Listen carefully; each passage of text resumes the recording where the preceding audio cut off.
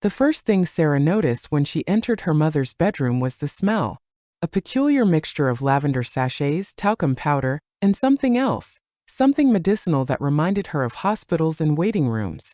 It had been 3 days since the funeral, and Sarah had finally mustered the courage to begin the process of sorting through her mother's possessions. She stood in the doorway for several minutes, taking in the room that had been her mother's sanctuary for the last 20 years. The floral curtains that had faded from sunlight, the collection of porcelain figurines arranged meticulously on the dresser, the worn paperback novels stacked on the nightstand, all of it waiting in suspended animation, as if her mother had just stepped out and would return at any moment. "I don't even know where to start," Sarah whispered to the empty room. At 42, Sarah hadn't expected to be an orphan so soon.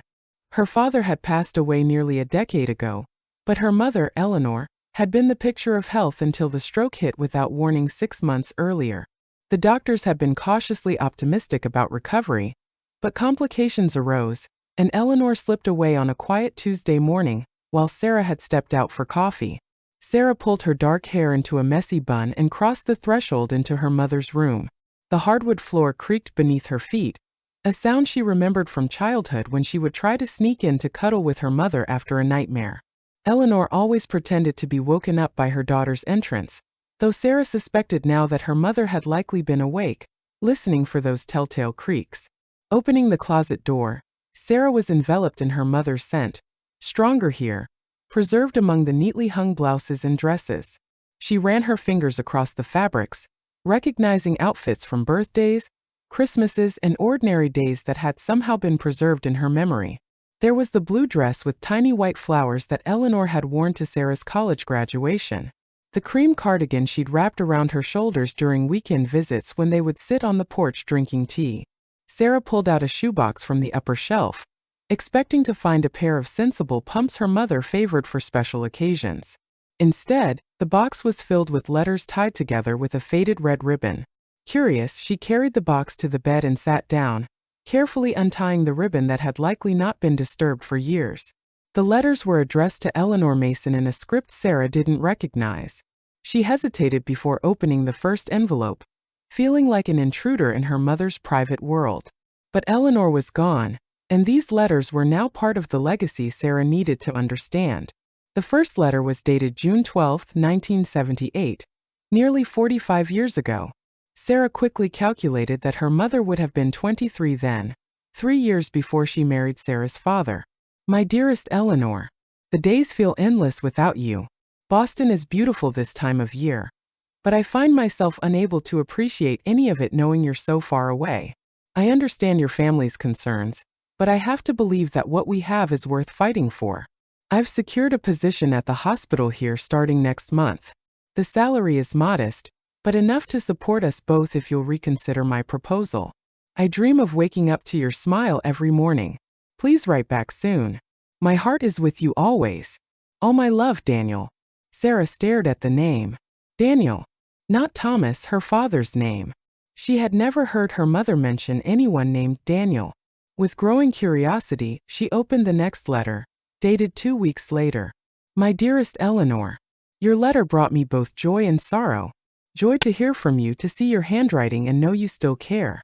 Sorrow because I sense your resolve weakening under your parents' pressure. Your father's illness complicates things, I understand that. But must you sacrifice your happiness for family obligation? I know the burden of being an only child, but there must be another way.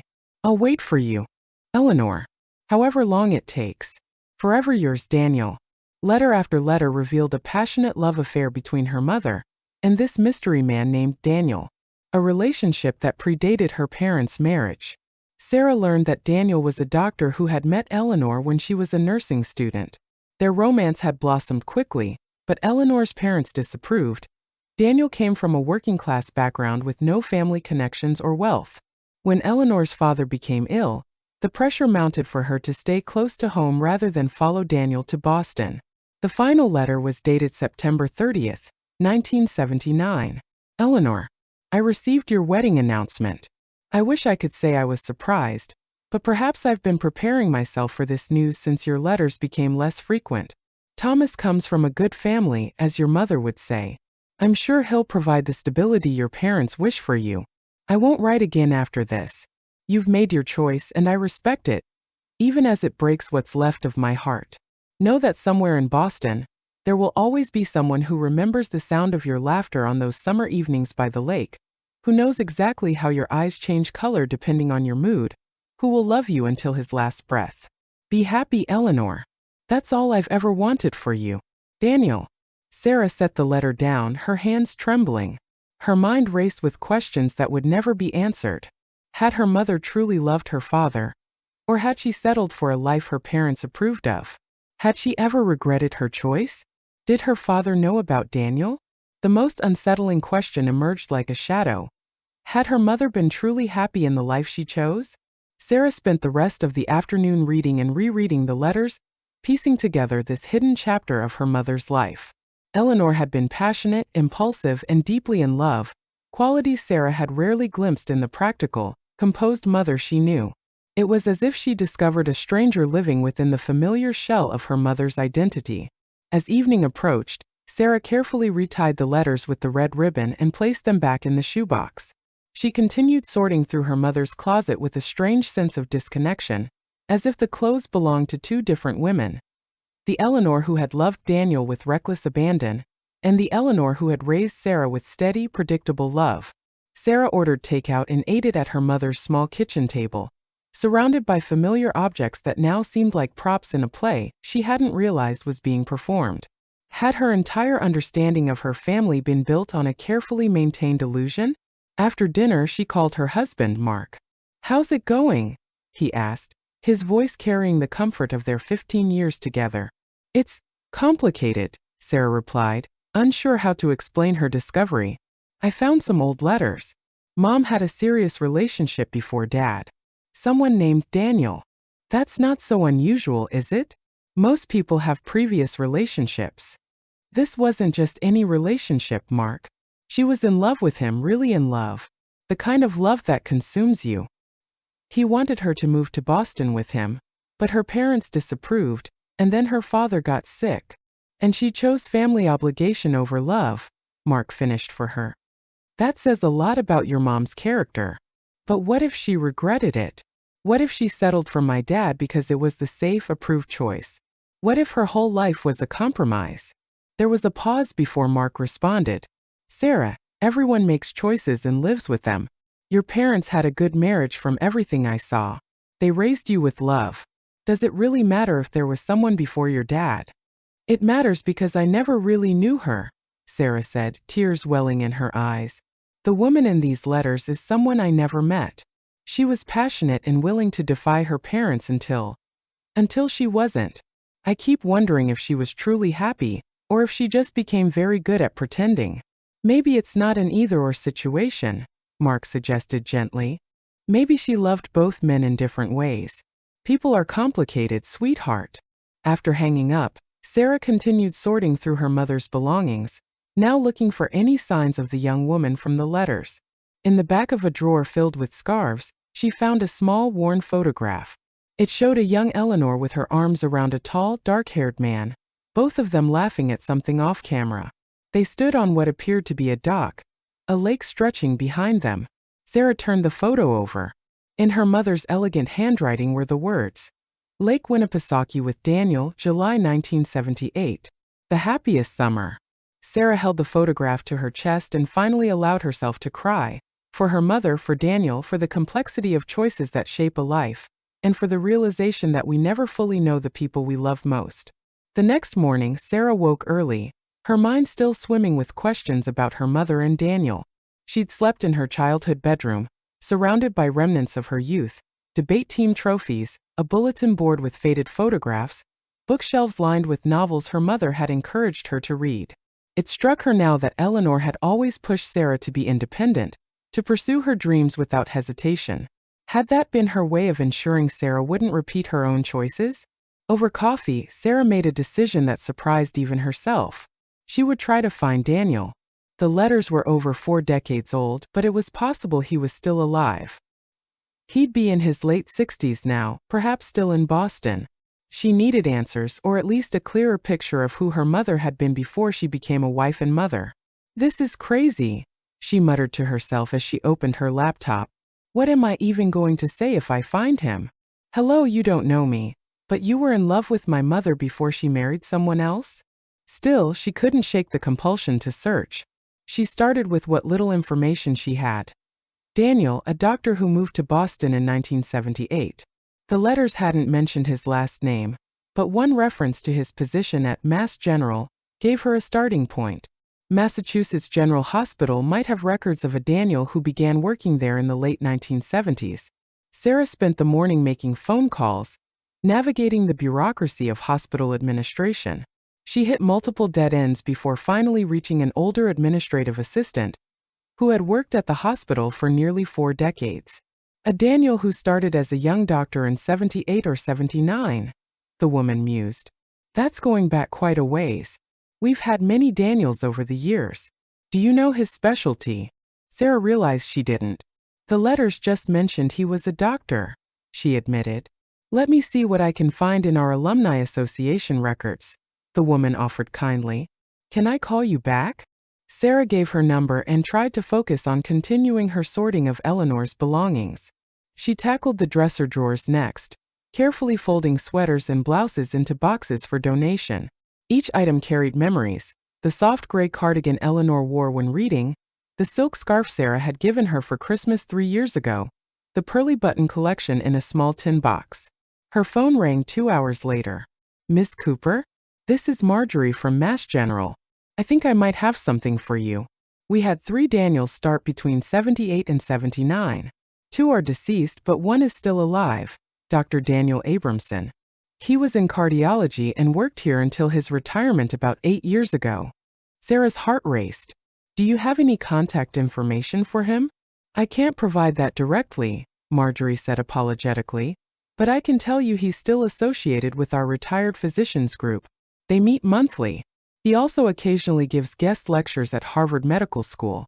His last one was about 2 months ago. It wasn't much, but it was a start. Sarah thanked the woman profusely and immediately began researching Dr. Daniel Abramson. An online search yielded several academic papers and a photograph from a medical conference 5 years earlier. The man in the photo had silver hair and glasses, but something about his smile made Sarah's breath catch. It had the same warmth as the expression on the young man's face in the photograph with her mother. Sarah found an email address associated with Harvard Medical School's guest lecturer program and composed a careful message. Dear Dr. Abramson, my name is Sarah Cooper. I believe you may have known my mother, Eleanor Mason, later Eleanor Cooper, in the late 1970s. My mother recently passed away, and I discovered some correspondence that suggested you were important to her. I would very much appreciate the opportunity to speak with you if you're willing. Sincerely, Sarah Cooper. She included her phone number and hit send before she could overthink it. The response came faster than she expected, arriving in her inbox less than an hour later. Miss Cooper, I was deeply saddened to learn of Eleanor's passing. Yes, I knew your mother many years ago. I would be willing to meet with you. I'm still in the Boston area. Please call me at the number below to arrange a time. Daniel Abramson. Sarah stared at the message, her hands trembling slightly. The man her mother had loved 45 years ago had just reached out across the decades, creating a bridge between past and present. For a moment she hesitated, wondering if she was opening doors better left closed. But the need to understand her mother, to truly know her, outweighed her reservations. She called the number immediately. Dr. Abramson speaking, a deep voice answered. This is Sarah Cooper, she said, her mouth suddenly dry. Thank you for responding to my email. There was a pause. Eleanor's daughter, he said, his voice softening. I've often wondered about you over the years. The simple statement caught Sarah off guard. You knew about me? Not in any direct way, he clarified. But I knew Eleanor married Thomas Cooper, and years later, through a mutual acquaintance, I heard they had a daughter. I never sought out information, but I confess I was never entirely able to put your mother out of my mind. Sarah swallowed hard. Dr. Abramson. Please call me Daniel. Daniel, she repeated, the name feeling strange on her tongue. I'm in my mother's house in Connecticut, cleaning out her things, and I found your letters. I had no idea about About your relationship with her. It's been quite a revelation. I'm sure it has, he said gently. Eleanor was very private about certain aspects of her past. May I ask what you're hoping to learn from me? It was a fair question, and one Sarah had been asking herself. I think I'm trying to understand who my mother really was. The woman in those letters seemed so different from the mother I knew. She was passionate and impulsive and willing to defy her parents to be with you. And then something changed.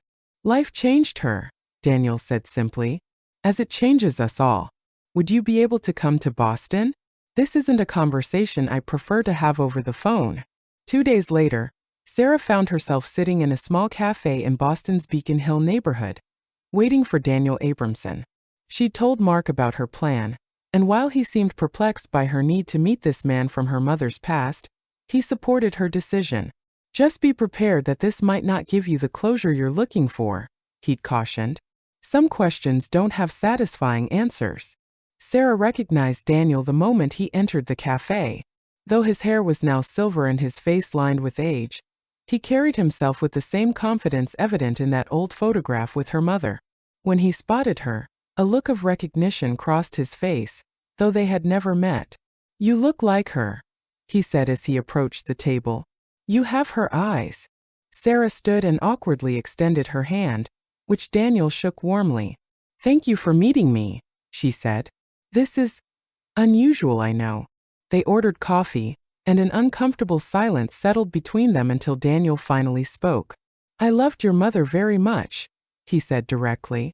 I imagine that's strange for you to hear. It is, Sarah admitted. In all my life I never heard her mention your name. I thought my father was her only serious relationship. Daniel nodded thoughtfully. Eleanor was 21 when we met. I was 25, just finishing medical school. She was a nursing student with the most extraordinary compassion for her patients. His eyes grew distant with memory. We were together for nearly 2 years. I asked her to marry me before I moved to Boston for my residency. But her parents didn't approve, Sarah prompted. They had concerns, Daniel corrected gently. Legitimate ones from their perspective. I came from a Jewish working-class family in New York. I had educational debt and no established practice. Eleanor was their only child, and her father's health was declining. They wanted security for her. Financial and social security that I couldn't guarantee. He paused, taking a sip of his coffee. And then her father had a severe heart attack. Eleanor felt she couldn't leave her mother alone to care for him. She delayed joining me in Boston, and gradually, the letters became less frequent. And she married my father instead, Sarah finished. Thomas Cooper was from a respected local family. His father knew her father from business dealings. He could provide for her without requiring her to leave her parents. It was a practical choice. The way Daniel said practical conveyed volumes about what he thought of Eleanor's decision. Did you ever see her again? Sarah asked. Daniel hesitated. Once. About 15 years after she married. I was at a medical conference in Hartford. I knew she lived nearby and I looked her up. We met for coffee, not unlike this. He gestured to their surroundings. Sarah tried to imagine her mother, the woman who made pot roast every Sunday and never missed a PTA meeting, secretly meeting an old lover. How was it? Seeing her again. Painful, Daniel said frankly. And beautiful. She brought a photograph of you. You must have been around 10. She spoke about you with such pride and love. She seemed content with her life, though there was a moment. He trailed off. What moment? Sarah pressed. Daniel's eyes met hers directly. She asked me if I had any regrets. I told her my only regret was not fighting harder for her. And she said, his voice caught slightly, she said, I've built a good life with good people who depend on me. But sometimes I wonder who I might have become if I'd been braver. Sarah felt tears spring to her eyes.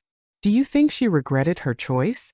I think Eleanor made the choice she believed was right at the time, Daniel said carefully.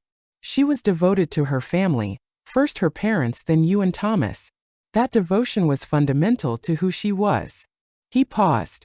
But I also think she wondered about the road not taken. Don't we all? They talked for nearly 3 hours. Daniel shared stories about the young Eleanor.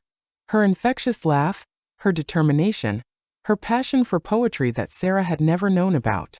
He described their plans to travel to Europe, how Eleanor had wanted to work in international medicine. She kept a journal then, Daniel mentioned. She wrote beautifully.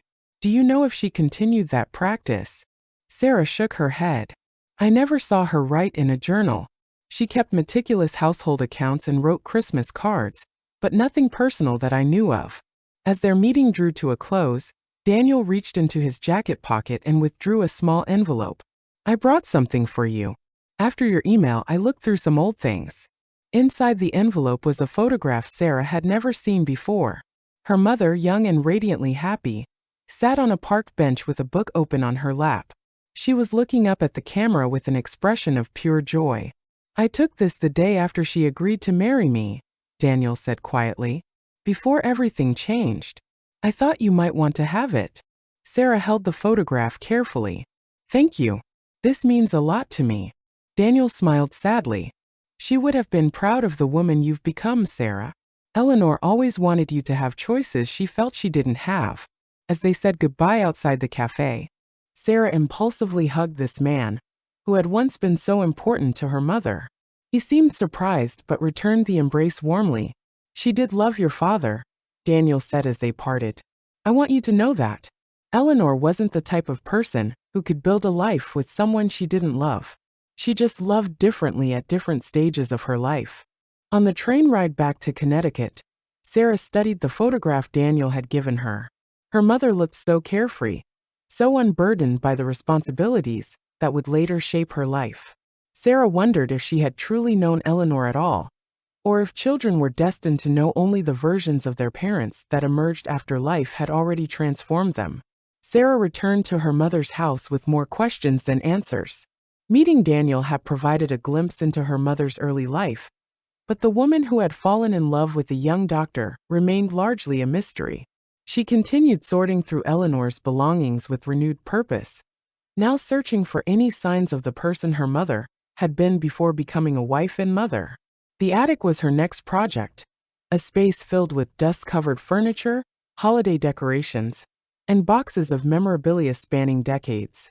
Sarah worked methodically, opening boxes and sorting contents into piles for keeping, donating, or discarding. Near the back corner, beneath a stack of old curtains, she discovered a small wooden chest she'd never seen before. Unlike the cardboard boxes surrounding it, this chest appeared deliberately hidden. The lock was simple, easily opened with a hairpin. Inside, Sarah found what she had unconsciously been searching for since discovering Daniel's letters. A collection of leather-bound journals dating from 1977 to just 3 months before Eleanor's death. Oh, Mom, Sarah whispered, running her fingers over the worn covers. You did keep writing. She carried the journals downstairs to her mother's bedroom and sat cross-legged on the bed, the same bed where Eleanor had spent her final months. With trembling hands, she opened the earliest journal, dated 1977 to 1979. The first entry described Eleanor's first meeting with Daniel at the hospital, where she worked as a student nurse. Her mother's handwriting was more fluid then, the words spilling across the page with an energy Sarah had never associated with her practical, measured mother. April 15, 1977. He came to check on Mrs. Donovan today, the new resident everyone's been talking about. Dr. Abramson introduced himself to me as Daniel when we were alone in the medication room. He has the kindest eyes I've ever seen, and when he asked my opinion about Mrs. Donovan's care, he actually listened. Not the pretend listening the other doctors do before dismissing what the nurses say.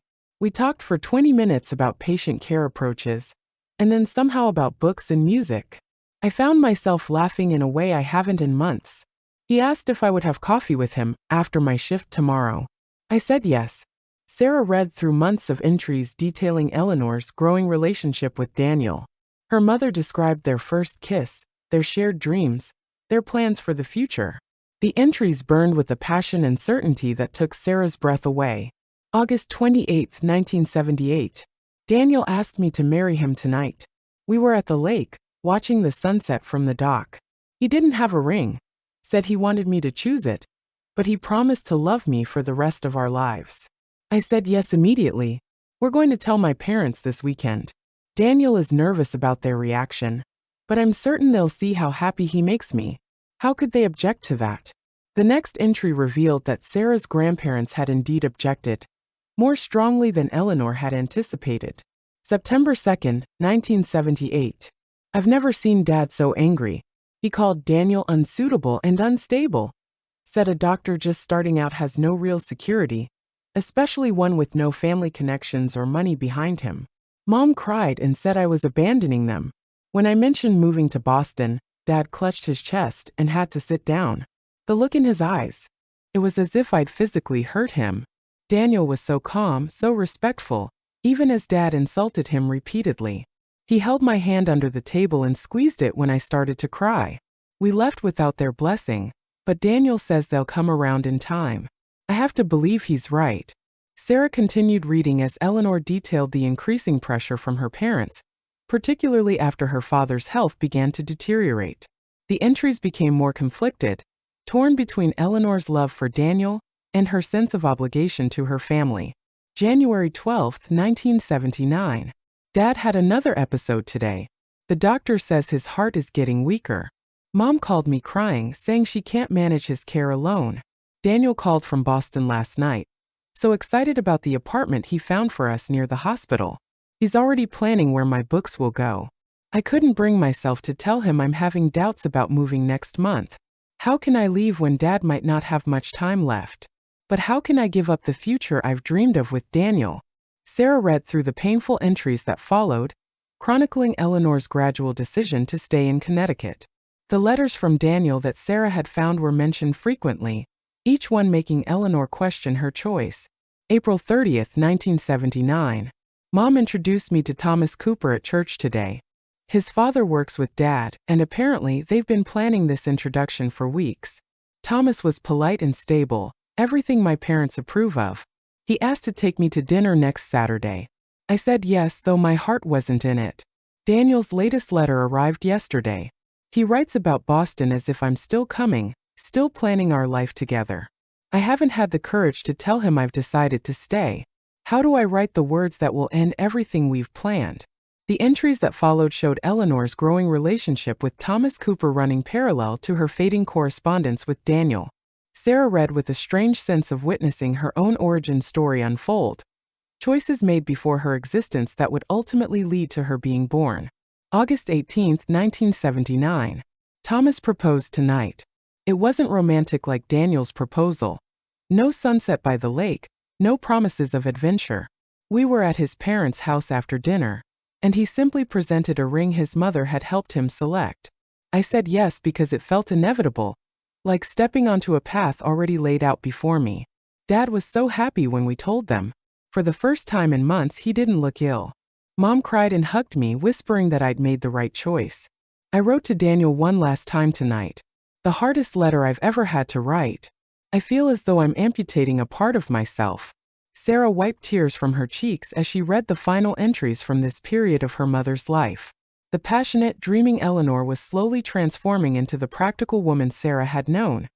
A metamorphosis documented in increasingly shorter, more measured journal entries. She moved on to the next journal, which covered the early years of her parents' marriage. The entries were less frequent now, often months apart. Eleanor wrote about learning to be a good wife, about Thomas's steadiness and reliability, about the home they purchased in the same neighborhood as her parents. November 15, 1981. I'm pregnant. The test confirmed it this morning. Thomas is ecstatic. He's always wanted children. I find myself both terrified and hopeful. What kind of mother will I be? I want this child to have what I didn't, the courage to choose their own path, regardless of what others expect. I want to raise someone braver than I was. Sarah paused, her finger tracing over the words. I want to raise someone braver than I was. Had that been her mother's intention all along? To raise a daughter who wouldn't make the same compromises she had? The journal entry from the day Sarah was born was tear-stained, the ink blurred in places. July 7, 1982. Sarah Elizabeth Cooper arrived today at 6:17 a.m. after 22 hours of labor. 7 pounds 4 ounces. When the nurse placed her in my arms, I felt a love so fierce it terrified me. Looking at her tiny face, I made a silent promise. I will never let anyone or anything determine your path but you. You will be free in ways I never allowed myself to be. Thomas cried when he held her. He will be a wonderful father, steady, dependable, loving. I look at our daughter and know that whatever road's not taken, this one has led me to her. And for that, I can never have regrets. Sarah skipped ahead through various journals, following her own childhood through her mother's eyes. Eleanor wrote with pride about Sarah's achievements, her independence, her willingness to stand up for herself. There were honest entries about the challenges of marriage, periods of distance between Eleanor and Thomas, moments of loneliness, occasional thoughts about the life she might have had. One entry from when Sarah was 15 caught her attention. October 3, 1997. I saw Daniel today. After all these years, I was in Hartford for that nursing conference, and he was there speaking about cardiac care innovations. He spotted me in the audience and approached during the coffee break. 18 years have passed, but the moment he said my name, it felt like yesterday. We had coffee afterward. He never married, said he'd had relationships, but never found anyone he wanted to build a life with. This information sits heavily in my chest tonight. He asked about my life, and I showed him Sarah's school picture. I could see in his eyes what he was thinking. That could have been our daughter. He's become everything he promised he would: respected, successful, still passionate about medicine. When he asked if I had regrets, I couldn't lie to him. Not to Daniel. I told him I sometimes wonder who I might have become if I'd been braver. Thomas and Sarah were having dinner at his mother's when I returned home. They asked about the conference, and I told them about the sessions I'd attended, omitting the coffee with Daniel. Some secrets are mine to keep. Looking at my family tonight, I know I love them deeply, but love and regret can coexist in the same heart. I've learned to make space for both. Sarah read through more journals, watching her mother navigate middle age, care for her own aging parents until their deaths, celebrate Sarah's college graduation and wedding to Mark. Eleanor wrote about her grandchildren with unbridled joy, but there was also a thread of quiet longing that surfaced occasionally. Dreams deferred, paths not explored. The final journal began 6 months before Eleanor's stroke. The entries were reflective, often looking back over her life with the perspective of age. The last entry, written 3 months before her death, stunned Sarah. January 10, 2023. I've decided to reach out to Daniel again. After all these years, I found him online, still in Boston, recently retired. I don't know what I expect from this connection, but as I face my own mortality, Dr. Peterson was concerned about my blood pressure readings yesterday. I find myself wanting to close circles, to speak truths I've held silent for decades. I won't disrupt anyone's life. Thomas passed 5 years ago. Sarah is settled with her own family. Perhaps this is finally my time to reclaim a piece of myself I left behind all those years ago.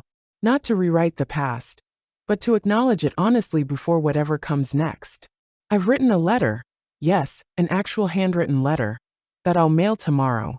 Daniel always loved my handwriting, said it revealed the poetry in my soul that few people recognized. He was right about that, about so many things. I wonder if he'll respond. Sarah stared at the entry, her mind racing.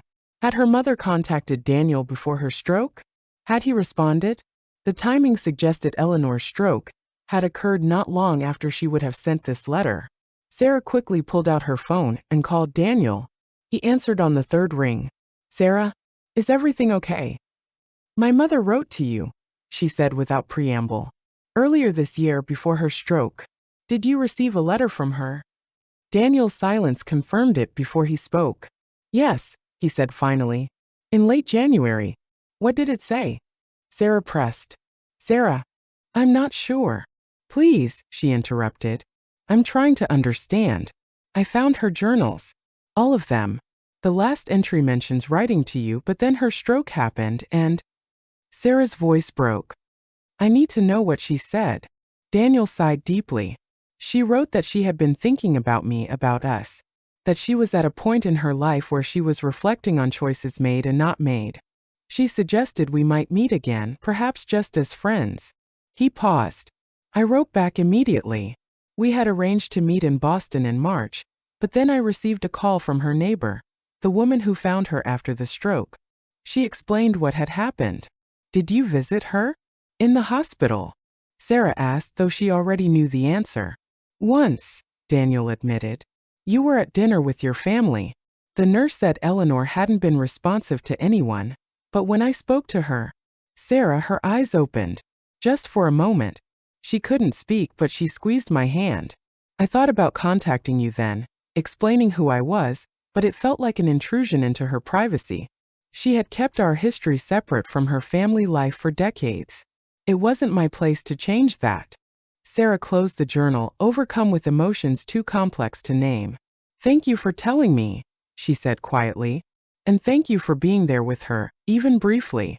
She lived a good life, Sarah, Daniel said gently. Different from what we once imagined together, but a life of meaning and love. You were the center of that life. Never doubt that. After ending the call, Sarah sat surrounded by her mother's journals, the physical record of a life lived with both purpose and quiet longing. She understood now that her mother had channeled her unfulfilled dreams into raising a daughter who wouldn't hesitate to pursue her own. Every time Eleanor had encouraged Sarah's independence, supported her ambitions, or celebrated her courage, she had been nurturing the freedom she had denied herself. The realization was both painful and beautiful, a mother's ultimate act of love. Part 4. The letter continued. The following morning, Sarah continued her work sorting through Eleanor's house with new understanding. The objects that had seemed like simple possessions now carried deeper meaning, each representing choices made, compromises accepted, and a life fully lived despite its unfulfilled corners. As she carefully packed her mother's porcelain figurines, delicate dancers and pastoral scenes that Eleanor had collected over decades, Sarah recognized them as small indulgences in beauty rather than merely dust-catching knickknacks. The paperback novels on the nightstand, dog-eared and well-worn, were evidence of Eleanor's continued love of literature, a passion she had shared with Daniel in those early days. Sarah placed the journals in a special box she would take home with her. She wasn't yet sure if she would share them with her own daughter, 16-year-old Emma, or whether some stories were meant to remain private across generations.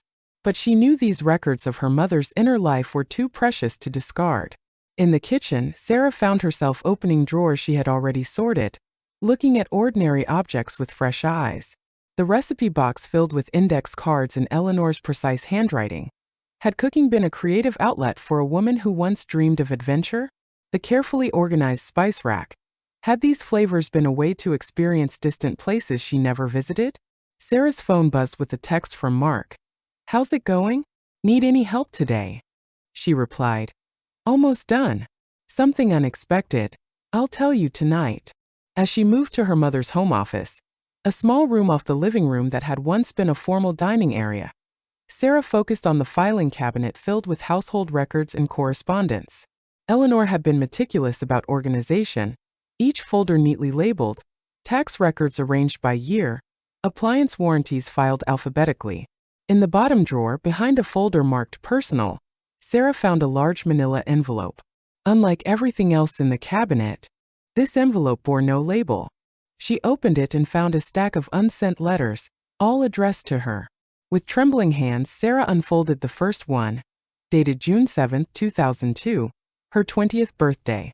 My dearest Sarah, as you enter your 20th year, there are things I want to tell you that I haven't found the courage to say in person. Perhaps someday I'll share these letters with you, or perhaps they'll remain my private thoughts. A mother's heart poured onto paper. You asked me recently why I've always pushed you to be independent, why I never discouraged you from attending university across the country, why I supported your decision to study abroad against your father's concerns. You thought perhaps I was eager for freedom from motherhood. Nothing could be further from the truth. The answer lies in a choice I made before you were born. I once loved a man named Daniel with a kind of passionate certainty that comes only in youth. We planned a life together. Adventures, travel, professional ambitions. But when faced with family obligations and parental disapproval, I chose the safer path. I married your father, a good and decent man who has given us both a stable, comfortable life. I have never told you this story because I never wanted you to think, even for a moment, that you were anything but deeply wanted and cherished. Your father loved you from the first moment he held you. Never doubt that. And whatever roads not taken in my life, you have been my greatest joy, my deepest purpose. But I want you to understand why I push you toward boldness, why I celebrate when you take risks, why I encouraged you to follow your heart to California for school despite how much I missed you. I want you to live without the quiet question that has followed me. What if? Be brave in your choices, Sarah. Be braver than I was. All my love, Mom. Sarah read letter after letter, one written when she got engaged to Mark, questioning if she was marrying for love or convenience. Another when she hesitated over taking a job that would require extensive travel. Another after the birth of Emma, reflecting on the cyclical nature of motherhood and choices. None had ever been sent. Eleanor had composed these honest reflections throughout Sarah's adult life but kept them private, perhaps fearing they would burden her daughter or alter her memories of Thomas. The final letter in the stack was dated just 2 weeks before Eleanor's stroke. My darling Sarah, I've made a decision that may surprise you. After all these years, I've reached out to Daniel, the man I once loved before your father.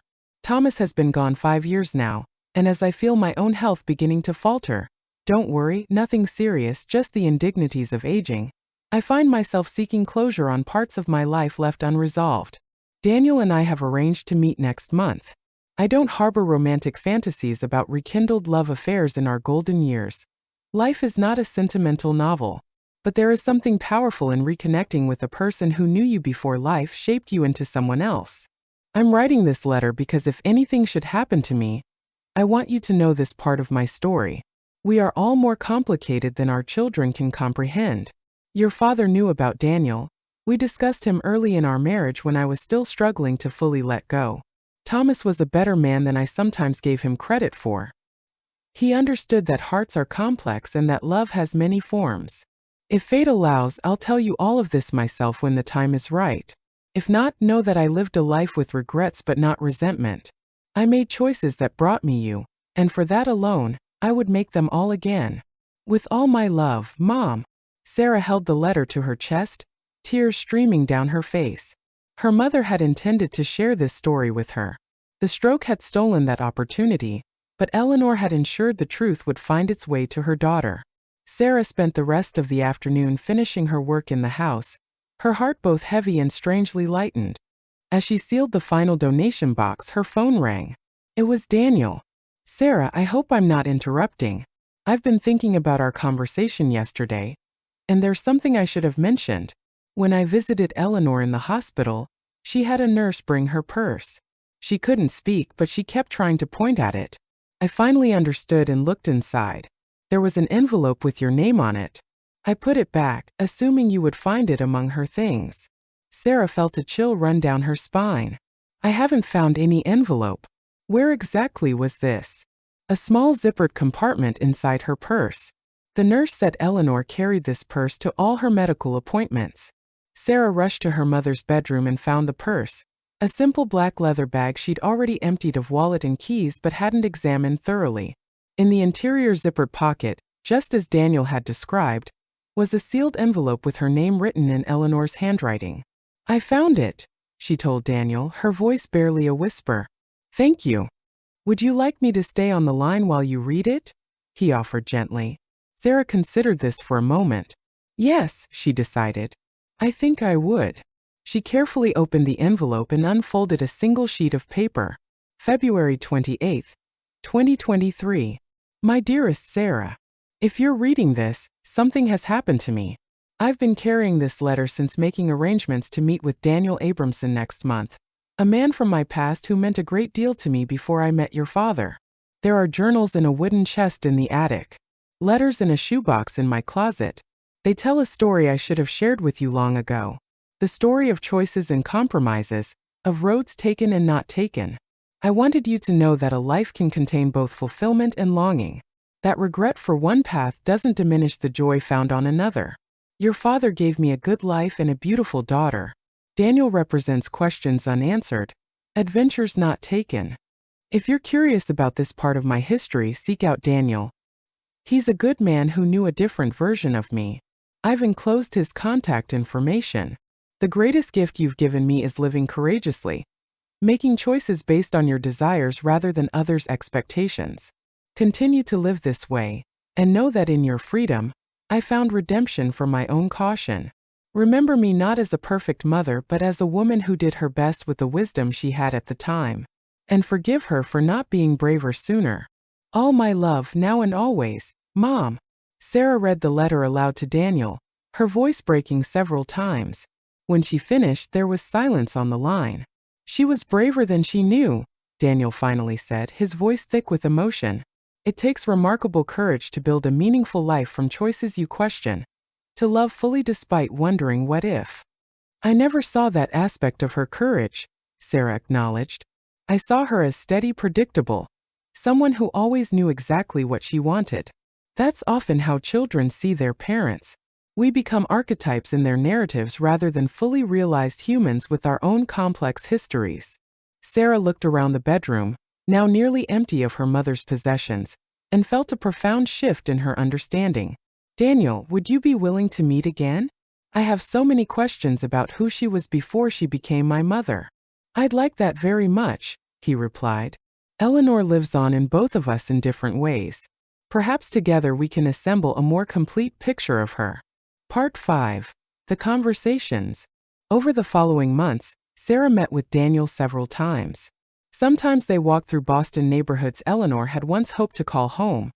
Other times they sat in quiet cafes, sharing stories and constructing a more complete image of the woman they had both loved in different ways. Daniel shared anecdotes from their nursing school days, how Eleanor had organized a petition when hospital administrators tried to reduce staff, how she'd spent her own money buying books for an elderly patient who had no visitors, how she dreamed of working with Doctors Without Borders. Sarah described Eleanor as a mother, her insistence that Sarah learn to change her own car oil, so no man could ever take advantage of her ignorance, her celebration when Sarah received a scholarship to study abroad, her quiet support during Sarah's divorce from her first husband at age 27. She never once suggested I try to make that marriage work, Sarah told Daniel over coffee on a crisp autumn afternoon. Everyone else, including my father, talked about commitment and trying harder. Mom just asked if I was staying for the right reasons or leaving for the right reasons. When I couldn't answer, she said that was answer enough. Daniel nodded. She learned from her own experience. That's a particular kind of wisdom, transforming personal regret into guidance without imposing your own narrative. On a weekend in late September, Sarah invited Daniel to Connecticut to visit Eleanor's grave. They stood side by side before the simple headstone that read, Eleanor Mason Cooper, beloved mother and friend, 1955 to 2023. I brought something, Daniel said, reaching into his pocket. He withdrew a small, smooth stone. In Jewish tradition, we place stones on graves rather than flowers. They represent the permanence of memory. He placed the stone atop the headstone. From Lake Winnipesaukee, he explained. I went back there last month. The dock is gone, but the lake is eternal. Sarah placed her own hand on the cool granite. I used to think I knew her completely. Now I realize I knew only the person she became after a lifetime of choices, some made freely and others made under constraints I never fully understood. That's true of everyone we love, Daniel observed. We never know the complete story, only the chapters we're present for. As autumn turned to winter, Sarah began the process of integrating her new understanding of Eleanor into her own life. She decided to share selections from Eleanor's journals with Emma, now 17 and beginning to think about college. I want you to know your grandmother is more than just my mother and your grandma, Sarah explained as she handed Emma the journal from Eleanor's nursing school days.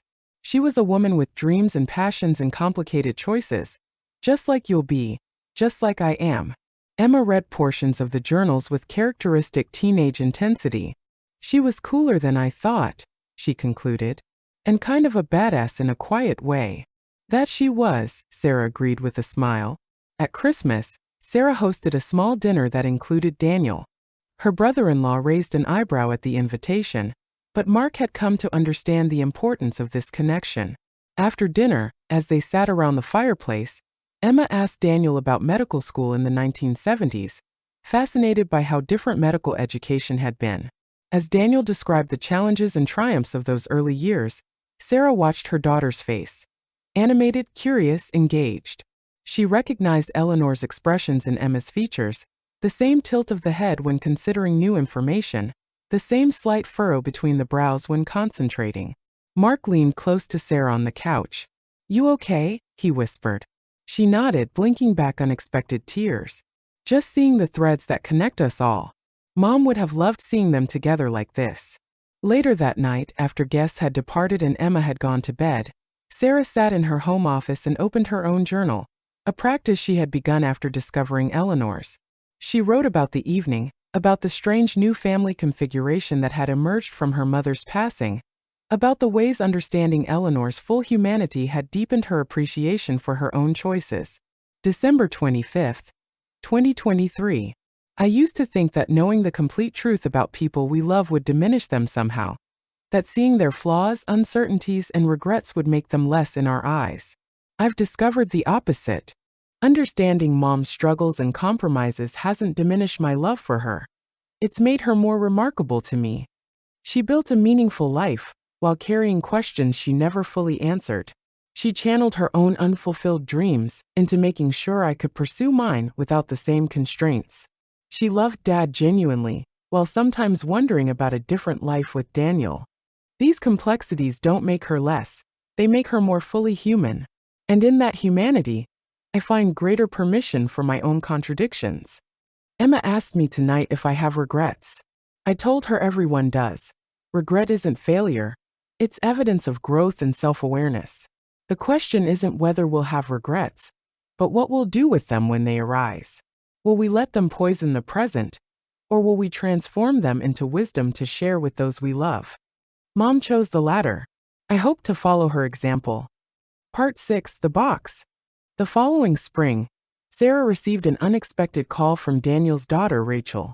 They had met briefly at Daniel's apartment, when Sarah had visited to return some of Eleanor's letters at his request. "I'm sorry to tell you this," Rachel said, her voice steady but somber. "My father passed away yesterday. Heart failure. It was peaceful, he simply didn't wake up." Sarah felt the news like a physical blow. In the months since discovering her mother's history with Daniel, he had become an important connection not just to Eleanor's past, but to Sarah's present. A friend and link to a part of her mother she was still coming to understand. "I'm so sorry," she managed. "He was a remarkable man." "He was," Rachel agreed. "I found your contact information in his address book. He spoke of you often these past months, said meeting you had brought him great peace in his final chapter." She paused. "There's something else. He left a box for you with specific instructions that it be delivered after his death. Would it be all right if I shipped it to you?" The box arrived a week later. A simple wooden chest similar to the one that had held Eleanor's journals. Inside, Sarah found a collection of items carefully preserved over decades. Photographs of Eleanor during their time together, ticket stubs from concerts and movies they had attended, even a pressed flower with a note identifying it as from the Lake House, Summer '78. Beneath these mementos was a bound manuscript titled, "Letters Never Sent."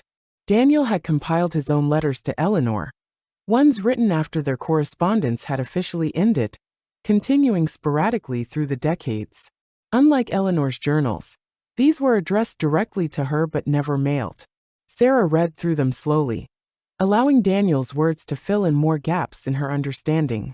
He wrote about his life in Boston, his growing medical practice, relationships that never quite measured up to what he had shared with Eleanor.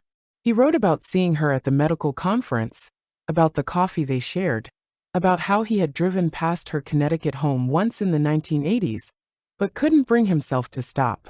The final entry was dated just weeks before his death. March 15, 2024. My dearest Eleanor, I write this knowing it will be my final letter to you, though like all the others, it will never reach your hands. Sarah tells me your dogwood tree is about to bloom, the one outside your bedroom window that you described to me decades ago. She sent a photograph yesterday. Life continues its cycles without us. Meeting your daughter these past months has been an unexpected gift in my final chapter. Through her, I see glimpses of you, not just in her eyes or the gesture of her hands when she speaks passionately about something, but in her thoughtfulness, her courage, her willingness to face uncomfortable truths with grace. The young man who loved you in 1978 could never have imagined this conclusion, that nearly 50 years later, I would find closure through the daughter you raised with another man. Life writes stories more complex and beautiful than we can outline in our youth. Sarah asked me yesterday if I thought you had been happy. I told her what I believe to be true, that happiness is not a constant state but a series of moments strung together among ordinary days. That you had created thousands of such moments through your choices. That regret for roads not taken doesn't negate the joy found on the path chosen. I believe we both lived good lives, Eleanor. Different from what we once imagined together, but lives of purpose and connection. Perhaps that's the most any of us can hope for, to matter deeply to a few others, to leave small ripples of positive change in our wake. I feel myself growing weaker each day. The doctors speak of treatments and possibilities, but I recognize the approaching horizon. I've instructed Rachel to deliver this box to Sarah after I'm gone. Perhaps through these letters and mementos, she'll understand even more fully the remarkable woman who shaped her life and mine. Until we meet again, in whatever form that might take. All my love. Daniel. At the bottom of the box, Sarah found one final item. A small velvet jeweler's box containing a simple diamond ring with the note in Daniel's handwriting. The ring I never had the chance to give her. Perhaps Emma might find use for it someday, carrying forward a love that, while unfulfilled in one generation, might bless another. Sarah held the ring to the light, watching the diamond catch and scatter rainbows across the room. She thought about the strange geometry of love, how it could traverse decades, transform through generations, adapt to circumstances never anticipated. That evening, she added the ring to her own jewelry box. Not yet ready to share its story with Emma, but knowing someday she would. She then sat at her desk and began a letter of her own. Dear Mom, I understand now what you meant in your final letter. That a life can contain both fulfillment and longing. That regret for one path doesn't diminish the joy found on another. Daniel helped me see this more clearly, and now he too is gone. What remains is the story, your story, his story, the story you never fully lived together, and the one you created separately. I am the product of your choices as Emma is of mine. We are all connected by invisible threads of decision and consequence, love and obligation, dreams pursued and dreams deferred. I used to think that your greatest gift to me was encouraging my independence. Now I see that your greater gift was your humanity, fully realized and finally shared. In knowing your complexities, I've found permission to embrace my own. The dogwood outside your window is in full bloom now. Life continues its cycle. I miss you, but I find you everywhere. In Emma's determination, in the journals you left behind, in my own reflection, and in the stories Daniel shared. You were braver than you knew. And in understanding your courage, I've discovered new dimensions of my own. All my love. Sarah. Epilogue. The Dogwood. 5 years later, Sarah stood in the backyard of what had once been her mother's house. The new owners, a young couple expecting their first child, had invited her to visit when they learned she was in town. They had kept Eleanor's garden largely intact, appreciating the mature plantings and thoughtful design. The dogwood tree outside what had been Eleanor's bedroom window had grown even larger, its branches now reaching toward the second-story windows. It was in full bloom, white blossoms luminous against the blue April sky. Emma, now 22 and about to graduate from college, stood beside her, taking photographs of the blossoms with her camera. Mom, come look at this, she called, pointing to the trunk of the tree. Sarah moved closer and saw what had caught Emma's attention. Carved into the bark, weathered and partly grown over but still visible, were two sets of initials. M plus D surrounded by a rough heart. Grandma and Daniel? Emma asked. Sarah traced the carving with her fingertips, imagining her mother and Daniel standing in this same spot decades earlier, young and in love, marking their connection on a sapling that had now grown into this magnificent tree. Had Eleanor looked at this carving over the years? Had she remembered that moment of youthful certainty each spring when the blossoms appeared? Yes, Sarah confirmed. Eleanor Mason and Daniel Abramson. Emma adjusted her camera to capture the carving. It's like they're still here somehow, she observed. Not just in old letters or journals or stories we tell, but in living things that keep growing. Sarah put her arm around her daughter's shoulders. both of them gazing up at the canopy of blossoms. That's how love works, she said. It changes form, but it doesn't disappear. As they walked back to the car, Sarah noticed Emma twisting Daniel's ring, which now adorned her right hand, a graduation gift Sarah had given her last week along with the full story of its origin. Do you think they regretted not ending up together?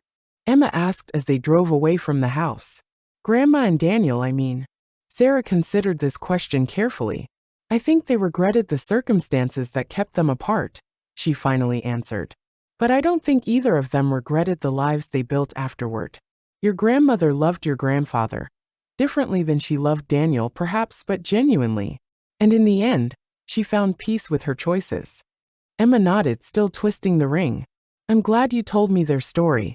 It makes Grandma seem more real somehow. Not just a perfect memory, but a person who struggled and chose, and lived with the consequences of those choices. That's what I hoped you'd understand, Sarah said. We're all composites of the choices we make and the ones made for us, of dreams fulfilled and dreams deferred. The truest legacy your grandmother left wasn't perfection, it was humanity. As they reached the highway, Sarah glanced in her rearview mirror. The dogwood was no longer visible, but she carried its image with her. White blossoms reaching toward the sky, roots anchored in soil that held decades of memories, initials carved in bark that had grown and changed, but never completely erased what had once been written there. Like Eleanor's life. Like her own. Stories continuing, transforming, but never truly ending. The echo of forgotten things remembered again,